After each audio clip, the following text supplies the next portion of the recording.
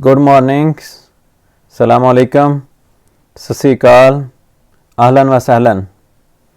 मैं तमाम दोस्तों से कहना चाहता हूँ कि आज हम बहस करने जा रहे हैं। मैं आपको बताने जा रहा हूँ 600 पेज की जो न्यू इमिग्रेशन पॉलिसी है स्वीडन की, उसमें क्या क्या चेंजिंग है और वो किस तरह उन लोगों को जो स्वीडन के अंदर रह रहे हैं या बाहर रहे हैं किस तरह अफेक्ट करेगी। तो पहले स्टार्ट में subscribe my channel, like it, share it, comment on the YouTube and other all social media. So we are going to talk about new asylum policy in Sweden. भूलिए मत अगेन सब्सक्राइब करें मेरे channel को। तो आइए right away हम चलते हैं कि स्वीडन की इमिग्रेशन पॉलिसी है क्या और क्यों इसकी ज़रूरत पेश आई, स्वीडन कहाँ पे है और इसके बड़े शहर कौन से हैं। तमाम डिटेल से मैं आपको बताता हूँ और फिर हम डिटेल से डिस्कस करेंगे जो न्यू इमिग्रेशन लॉ चेंज हो रहे हैं 20 जुलाई 2021 से।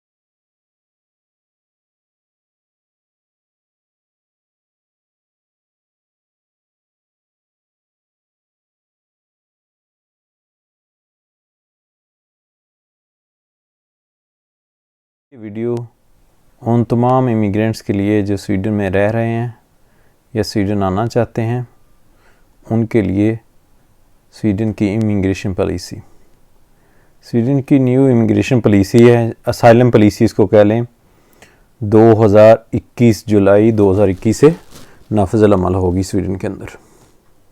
इससे पहले कि मैं इसकी डिस्क्रिप्शन बयान करूं कि असल ये असाइलम पॉलिसी या न्यू इमिग्रेशन पॉलिसी, जिसको स्वीडन में sustainable long term immigration policy कहा जाता है, इसका मतलब क्या है,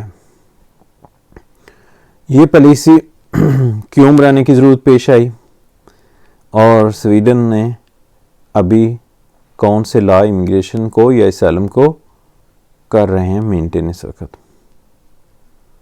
सबसे पहले मैं थोड़ा सा स्वीडन के बारे में बता दूं ताकि उन लोगों को जो स्वीडन से बाहर हैं और इंटरेस्टेड हैं फ्यूचर में स्वीडन इमिग्रेशन के लिए या स्वीडन में स्टडी के लिए, तो उनको मैं बता दूं कि स्वीडन की सिचुएशन क्या है, यहाँ किस तरह का सिस्टम है, पार्लियामेंट निज़ाम कैसा है या बाकी पॉलिटिकल सिस्टम कैसा है।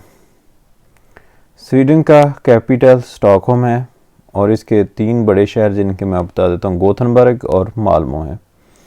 माल्मो क्लोज है बिल्कुल कोपेनहेगन के, जो है डेनमार्क का कैपिटल, उससे तकरीबन आधा घंटा लगता है ट्रेन के ऊपर जाते हुए। माल्मो ब्रिज के ज़रिए समुद्र क्रॉस करते हैं और साथ ही कोपेनहेगन आ जाता है। बहुत से लोग डेली ट्रैवल करते हैं माल्मो से कोपेनहेगन और कोपेनहेगन से माल्मो, जॉब के लिए, बिजनेस के लिए, मीटिंग के लिए, फैमिली रिलेशन के लिए। इसी तरह गोथनबर्ग जो है वो वेस्ट स्वीडन के अंदर है। गोथनबर्ग अराउंड अबाउट 400 किलोमीटर है स्टॉकहोम से और ये ओस्लो से आपको ट्रेन 3 घंटे लगाती है गोथनबर्ग आते। ओस्लो नॉर्वे का कैपिटल है। तो आप ये कह लें कि टोटल पॉपुलेशन कंट्री की जो है उसका 1/3 सिर्फ स्टॉकहोम और उसके सराउंडिंग में है। टोटल पॉपुलेशन स्वीडन की अराउंड अबाउट 10.3 मिलियन प्रेजेंट। तो स्वीडन एक स्कैंडिनेविया के अंदर सबसे ज़्यादा पॉपुलेशन वाला सबसे ज़्यादा बड़ा मुल्क है, अगर आप कंपेयर करें फिनलैंड से, डेनमार्क से और नॉर्वे से या आइसलैंड से। सो नॉर्डन में सबसे बड़ा मुल्क है स्वीडन।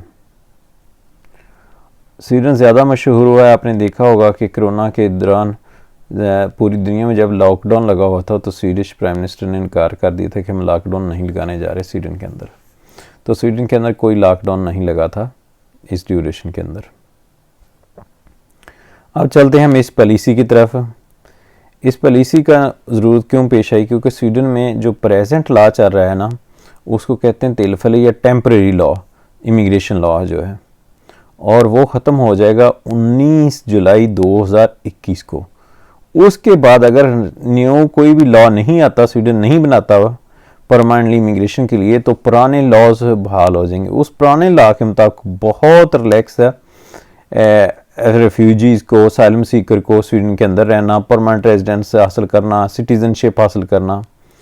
अब ये सारी चीज़ें गवर्नमेंट ने इसीलिए कहा था पार्लियामेंट के अंदर 14 जून 2019 को कि एक क्रॉस पार्लियामेंट्री कमेटी बनाई जाए जिसमें तमाम पार्टी के नॉमिनेट शामिल किए जाएं और वो मेंबर ऑफ पार्लियामेंट बैठ के स्वीडन की एक लॉन्ग टर्म पॉलिसी बनाए, इमिग्रेशन पॉलिसी। उसके लिए इन्होंने तमाम party, all set, ruling party, opposition, alliance, nationalist, सबको शामिल करके एक पार्टी बनाई थी, एक पार्लियामेंट कमेटी बनाई है। उस पार्लियामेंट कमेटी का नोटिफिकेशन 1 जुलाई 2019 को इशू हुआ था। उसमें बड़े बड़े ज़बरदस्त पॉलिटिशियन और इमिग्रेशन के अबाउट नॉलेज रखने वाले शामिल किए गए, जिनमें स्वीडिश डेमोक्रेट की जो पार्टी थी उसमें से पोला बीर SD से आई, तोबियास बेलस्ट्रोम मॉडर्न से, हंस लुंड KD से, Kristina Larsson Vanster party, Johanna Larsson Centre Party से, रिकर लार्सन सोशल डेमोक्रेट्स के साथ, और रासमुस लिंग मिलियो पार्टी के, फ्रेडरिक मॉलिन लिबरल के, मारिया मालबरी स्ट्रेंथ मॉडरेट से, Karina Olsson Social Democrat, Jimmy Akesson from Sweden. और मैं यहाँ ये बता दूँ, जिमी ओकेसन जो है वो स्वीडन डेमोक्रेट या नेशनल पार्टी को लीड करते हैं स्वीडन के अंदर, और उनका इस पार्लियामेंट कमेटी में आना बहुत ही ज़्यादा अहमियत का हमल था। और साथ क्यूमर रोड जो थे उनको एक बात उसको शामिल किया गया। 24 अक्टूबर 2019 को इस पार्टी ने अपना जोहाना जॉनसन को, इस पार्टी ने रिक्सर लीग मोतर को सेंटर की उसने रिमूव किया अपने आप को, और उस नया उनका बंदा आ गया इस पार्टी के। उनका ये था कि 15 मई 2019 तक, ये 2020 तक पार्टी अपनी तमाम रिकमेंडेशन इमिग्रेशन के मुताल्लिक जमा कराए। फिर इसके बाद डिफरेंट डिपार्टमेंट से 24 जुलाई को, और फिर उसके बाद अक्टूबर में और अगस्त में जो है हर डिपार्टमेंट से, जैसे कामरेतन डिपार्टमेंट में, इमिग्रेशन डिपार्टमेंट के एक्सपर्ट इस कमेटी में शामिल किए गए, जिनमें हाना क्रिस्टरसन से और मिग्राखून पॉलिटिशियन के लोग, और दूसरे डिपार्टमेंट से इस कमेटी को एक सेक्रेटेरिएट अलाट कर दिया गया 5 अगस्त 2019 को, और एक एक्सपर्ट बेरेंट परसल उसको साथ मिला दिया गया। अब पार्लियामेंट्री कमेटी ने अपना काम किया शुरू स्वीडन के अंदर। क्रॉस पार्लियामेंट्री पार्टी, तमाम पार्टियां उसमें शामिल थीं, कोई एक पार्टी नहीं था कि स्वीडन के अंदर एक यूनानिमस हम लोग इमिग्रेशन पॉलिसी लेके आए जो एक लंबे अरसे के लिए चले। अच्छा, एक तो इसमें यह था कि जो लॉ थे अब के स्वीडन के अंदर प्रेजेंट लॉ इमिग्रेशन के, वो आपको बताया वो ख़त्म हो रहे हैं दोनों। तिलफिलत लॉ वो टेम्प्रेरी लॉ हैं 19 जुलाई 2021 को।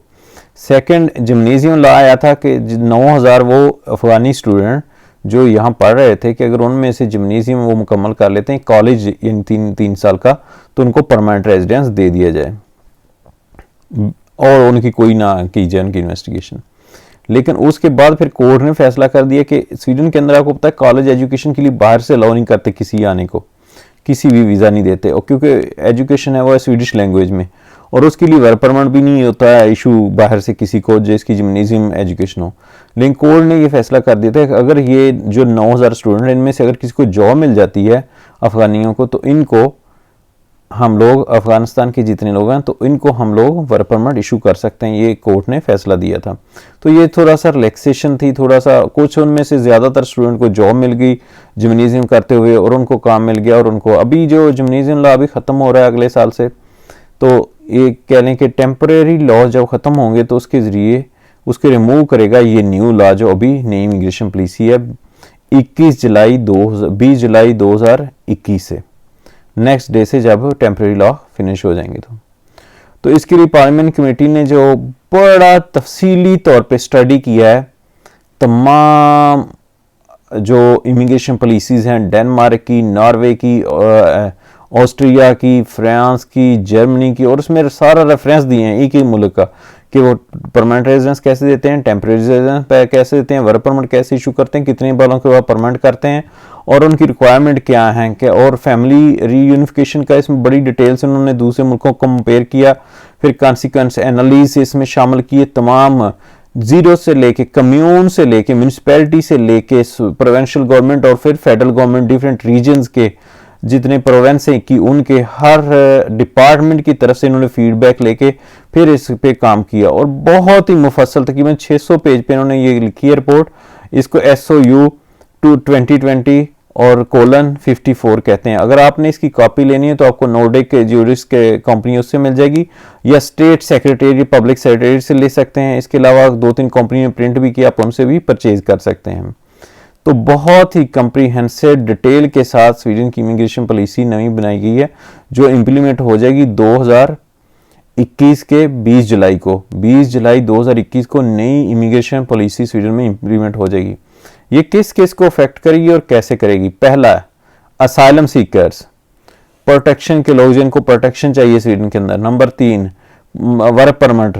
Number 4, permanent residence, family reunification और सिटीजन। ये इसमें 6 चीज़ें जो हैं वो चेंज हुई हैं और आगे हम इनको डिस्कस करते हैं वन बाय वन, क्या क्या चेंजिंग हुई हैं, क्यों हुई हैं। और इसमें डिफरेंट पॉलिटिकल पार्टी ने अपने व्यूज़ भी लिखे हैं, उन्होंने इसके साथ वो एग्री नहीं हुए, लेकिन जैसा कि आपको पता है कि जनवरी अवताल हुआ था स्वीडन के अंदर, जनवरी एग्रीमेंट रूलिंग पार्टी के अंदर मिल्यू पार्टी और सोशल डेमोक्रेट के मिल के साथ दूसरी जो सेंटर पार्टी थी और लिबरल ने इन्होंने एक जनवरी एग्रीमेंट किया था जिसमें न्यू इमिग्रेशन पॉलिसी के लिए वो भी एग्री हैं साथ। थोड़ा सा फटा रहा है गवर्नमेंट के अंदर और जो उनके कोलेशन पार्टनर हैं मिल्यू पार्टी, क्योंकि वो थोड़ा रिलैक्स करना तो वो एग्री हो गए हैं। अब ये इम्प्लीमेंट हो जाएगी पॉलिसी 21 जुलाई 2021 से। तो ये न्यू पॉलिसी है, मैं इसको बड़ी डिटेल से, आप इस वीडियो को एंड तक देखें और कोशिश करें कि आप मेरा चैनल सब्सक्राइब कर लें। आपको इस तरह की जितनी इन्फॉर्मेशन है वो आपको लेटेस्ट पहुंचती रहे। हम इस वीडियो को वन बाय वन अब तमाम जो इतने भी इसके टॉपिक हैं उनको डिस्कस करते हैं। स्वीडन के अंदर आपको पता है कि सबसे ज़्यादा इनकी पॉलिसी जो है स्वीडन की वो सबसे लीनियंट है, सबसे पहले मशहूर था, बहुत ही सखावती पॉलिसी है और इस मुद्दे को लेके बहुत सारी बहस भी की है अपोजिशन की पार्टियों ने और नेशनलिस्ट पार्टियों ने, स्पेशली SD स्वीडन डेमोक्रेट्स और मॉडरेट, और अभी तो वो चाह रहे हैं कि हम बिल्कुल कम कर दें जितनी भी इमिग्रेशन होती है स्वीडन में, इसको कम से कम किया जाए, क्योंकि वो कोरिलेट करते हैं इसे इमिग्रेशन पॉलिसी को विद क्रिमिनल नेटवर्क और दूसरे जो प्रॉब्लम है स्वीडन के और सोशल सिस्टम प्रॉब्लम, इन चीज़ों के साथ। लेकिन दूसरी साइड पे जो है सबसे बड़ा इमिग्रेशन आने की वजह से, इमिग्रेंट की वजह से स्वीडन के अंदर जो सोशल सेक्टर के लिए लोग काम करते हैं, जैसे ओल्ड होम में काम करते हैं, डे केयर में काम करते हैं या हेम क्वेश्चंस में करते हैं, होम सर्विसेज में, वो लोगों का बहुत से फॉरनर वहाँ पे डे नाइट काम करते हैं। इसी तरह क्लीनिंग में, सर्विस सेक्टर में, तो ये सारा सेक्टर इंक्रीज करने के लिए स्वीडन को इमिग्रेशन की ज़रूरत है। इवन के दूसरी नेशनल पार्टी नहीं चाहती कि लोग बाहर से आए हम लोग, लेकिन एक्चुअली फैक्ट्स के अंदर के स्वीडन चाहता है कि ज़्यादा से ज़्यादा लोग स्वीडन आए। और एक उसमें पॉलिसी में और भी था है कि हम कैसे मिनिमाइज कर सकें इलीगल इमिग्रेंट्स को, कि हम नहीं चाहते कि लोग समुद्रों में, दरियाओं में आके मरें, दो वो लीगल रास्ते के ज़रिए स्वीडन के अंदर इंटर हों। तो ये भी एक पॉइंट था, उसमें बड़ी डिटेल से उन्होंने दिया कि किस तरह कौन से मेजर किए जाएं जिसमें हम ह्यूमन ट्रैफिकिंग को स्टॉप कर सकें और वो लोग जो इलीगल वे के ज़रिए आते हैं स्वीडन में उनको हम स्टॉप कर सकें। तो आए हम इसको वन बाय वन अब डिस्कस करते हैं। चैनल को सब्सक्राइब करना ना भूलिए। हम पहला पार्ट में जा रहे हैं इससे जो नई इमिग्रेशन पॉलिसी है उसके।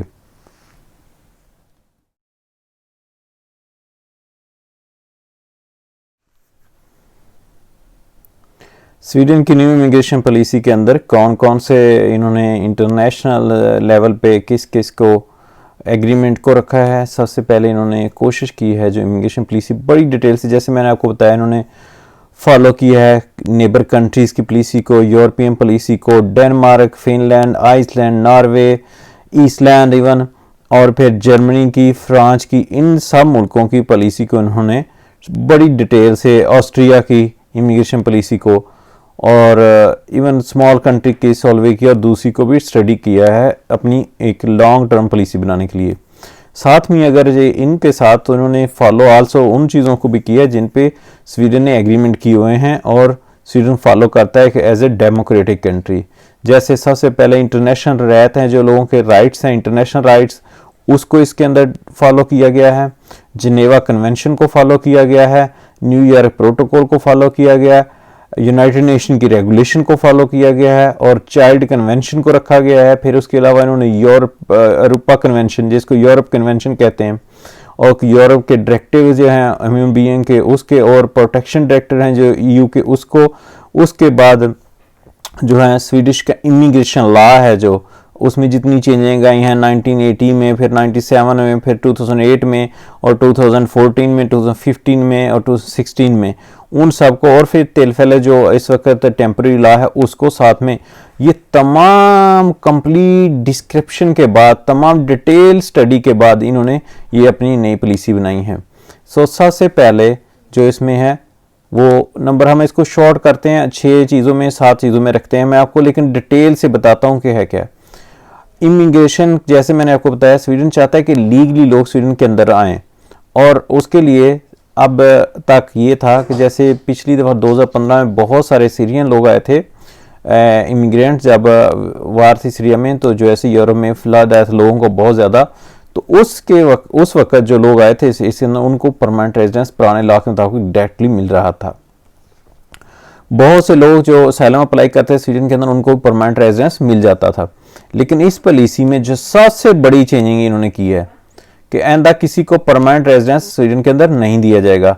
तमाम लोग जो असylum पॉलिसी पे हैं, जो प्रोटेक्शन पे आएंगे स्वीडन, या जो स्वीडन के अंदर रहते हुए असylum अप्लाई करेंगे, या ऑलरेडी स्टूडेंट्स को तो मिलता ही नहीं है, उनको परमानेंट रेजिडेंस नहीं मिलता, उनको उनके ड्यूरेशन स्टडी पे मिलता है, ठीक है। वर्क परमिट वालों को भी इसी तरह मिलता है, कंपनी स्टार्ट करने के लिए भी तिल फैलत।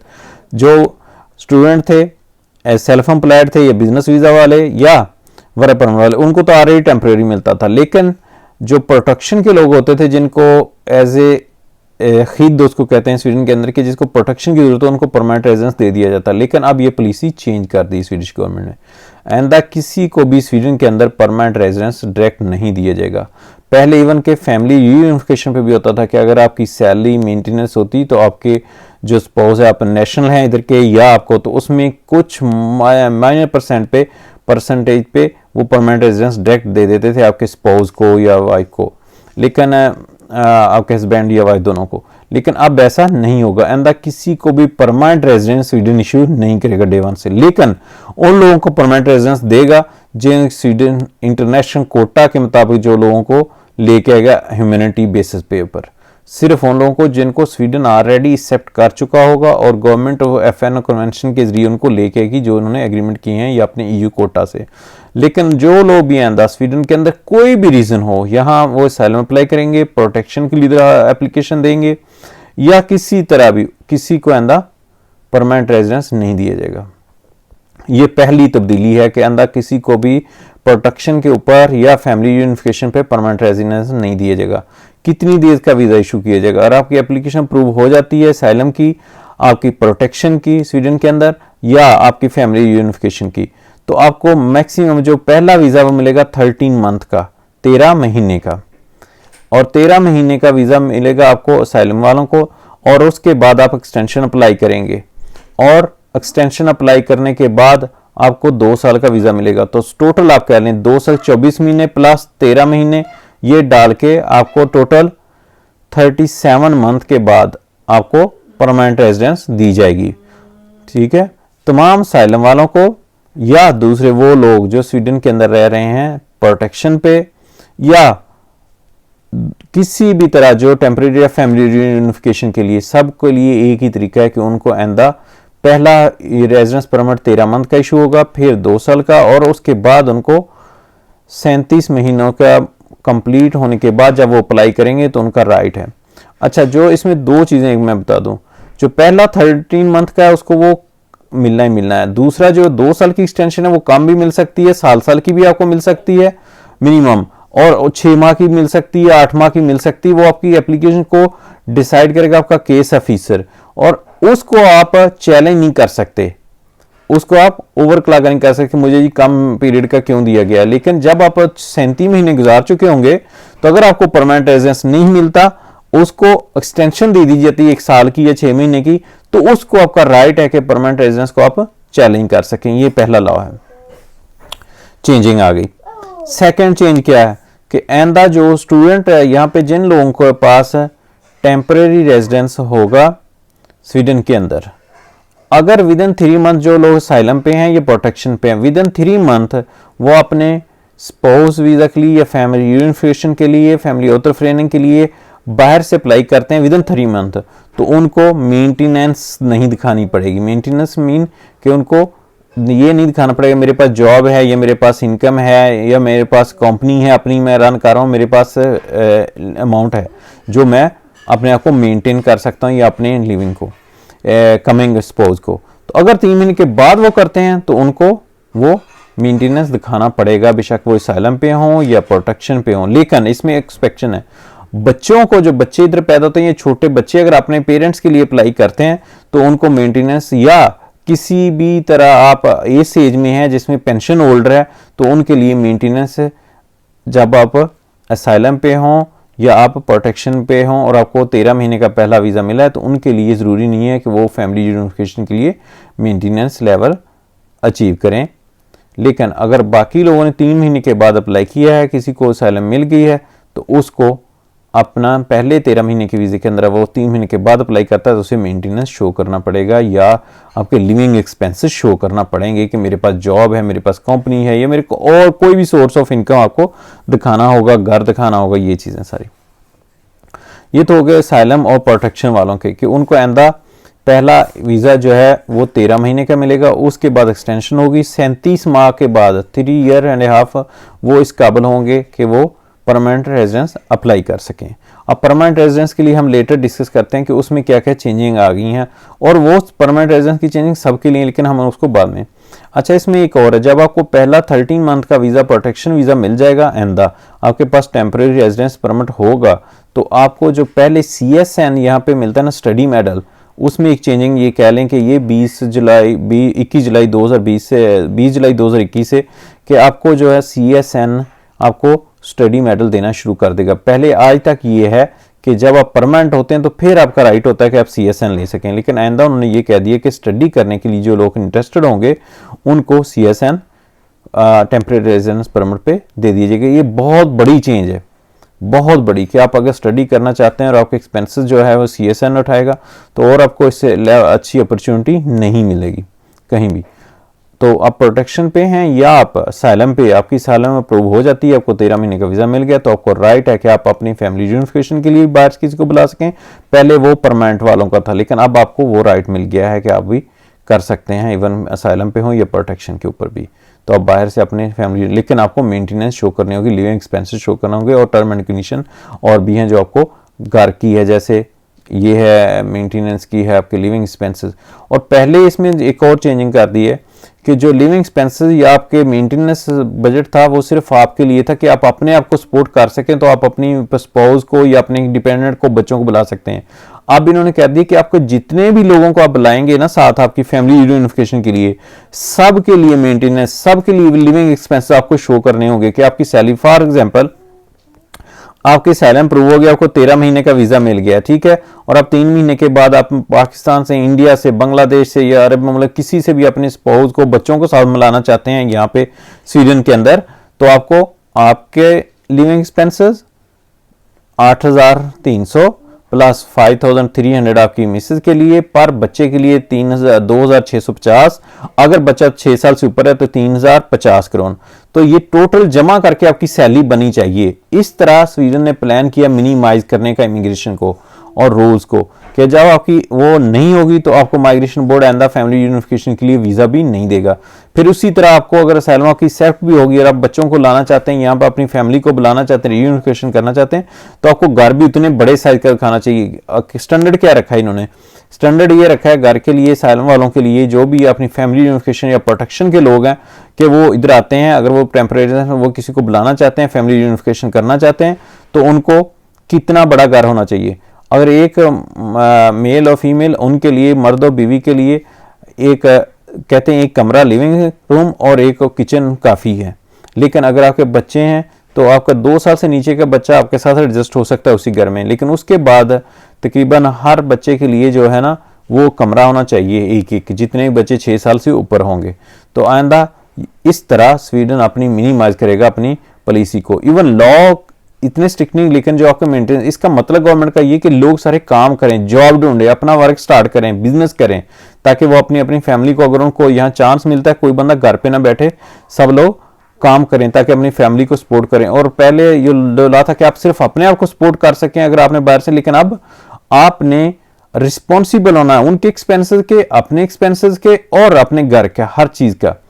और एक जो सोशल लेवल का मिनिमम स्टैंडर्ड है सैलरीज का, उससे ऊपर आपका मेंटेनेंस होना चाहिए। ये तो हो गया असाइलम सीकर के लिए, प्रोटेक्शन वालों के लिए कि उनके लिए क्या चेंजिंग है। ये पहला, उनको आइंदा परमानेंट रेजिडेंस इशू नहीं किया जाएगा असाइलम एक्सेप्ट होने पे। उनको मैक्सिमम 13 महीने का वीजा मिलेगा पहली दफा, ठीक है, 1 साल और 1 महीने का।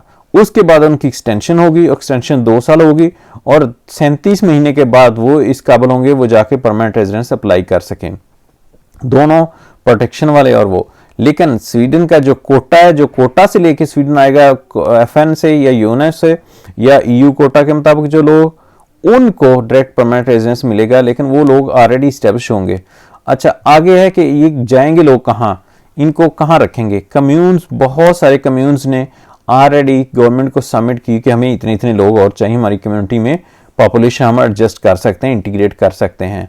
तो आप कह लें हर साल के लिए जो आगे 5 साल का कोटा ऑलरेडी गवर्नमेंट ने इस पॉलिसी के अंदर माइग्रेशन बोर्ड ने सबमिट कर दिया था, और कम्यून्स ने गवर्नमेंट को दे दिया है कि हम कितने कितने लोग अगले 5 साल में रख सकते हैं, हर कम्युनिटी ने स्वीडन के अंदर, हर म्यूनसिपैलिटी ने। तो उस कोटे के मुताबिक जो है वो ये कंटिन्यू रखेंगे ताकि उतने केसेस होते जाएं। जैसे अभी 2021 में इन्होंने कहा कि कम्यून मुख्तलिफ टोटल कम्यून के जो उनकी डिमांड है कि हमें इतने लोग चाहिए, वो 17,900 लोग हैं। 17,900 लोग टोटल 2021 में कम्यून लेंगे फेडरल गवर्नमेंट से। इसमें वो लोग होंगे जो कोटे पे बाहर से गवर्नमेंट लेके यूएनओ से अपने सैलम कोटे के हिसाब से जैसे डिवाइड किए यू ने, और फिर यू का कोटा है, फिर उसके बाद जो लोग यहाँ सैलम अप्लाई करते हैं और उनको सैलम मिल जाती है तो उनको कम्यून्स को दे दी जाएगी। इसी 2022 के अंदर है 14,600 और 2023 के अंदर है 14,600। तो ये है अगले 3 साल का कि इतने इतने लोगों को असाइलम स्वीडन के अंदर प्रोटेक्शन लेवल बेस पे या असाइलम बेस पे या ह्यूमैनिटी बेस पे या उन कोटे के ऊपर जो स्वीडन लेके आएगा।